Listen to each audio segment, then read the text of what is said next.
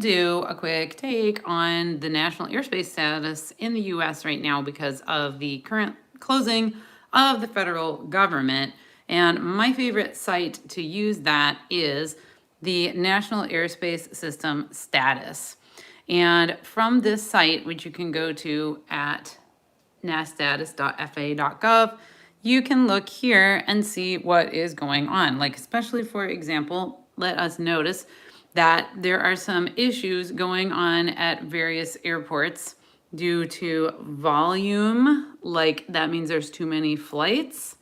But where it's really telling is if I go down to my terminal planned route, here we have plenty of issues coming up with Las Vegas, with Miami potentially, with Denver.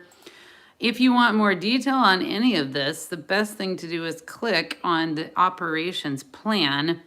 And here we get the real telling remarks. So this is effective October 10, starting at 2000. These times are given in UTC. It is currently 2030, so this is about 30 minutes old for me right now recording this. But it talks about staffing triggers.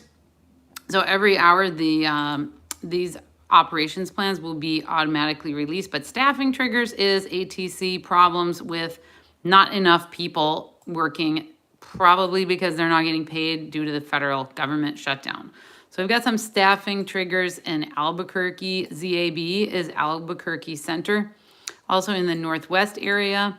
You have other issues going on with thunderstorms, with ground delays, and Boston's going on right now. But the main thing that I was noticing on here is the various staffing. Now, best thing I know to look at our demand real time for an airport is we can click back to nasstatus.faa.gov, click on airport demand. At this, I'm going to actually look at Boston because we knew there were some issues. So here we get a bar chart. The black line is the arrival rate per hour. Again, the times are in UTC. The red is flights that are active. The black have already arrived, but then you get this kind of horrible color. If I hover over it, you can see it says EDCT. That's an expect departure clearance time. That means that all of these flights have been delayed. So example, there's 31 flights are supposed to arrive to Boston at 0100 Zulu. There's 31 that have been delayed. If I want to know if my flight is affected, I can go to the National Airspace System website again and go back to EDCT. And then if I am on one of these flights arriving to Boston and I'm sitting at the gate wondering what's going on, I can go here, type in my tail number, type in my origin and destination. This is a publicly available website. Anybody can look at it. You can look up your EDCT and we find out when we are going to arrive. So, or when we might be leaving.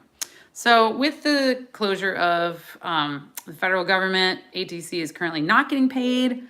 Sad for them. Unfortunately, that's causing more delays and people calling in sick and issues. So I hope that you guys enjoyed this little tutorial of the FAA's National Airspace System Status site. Check it out on your phone because their mobile site is pretty good. I highly recommend that.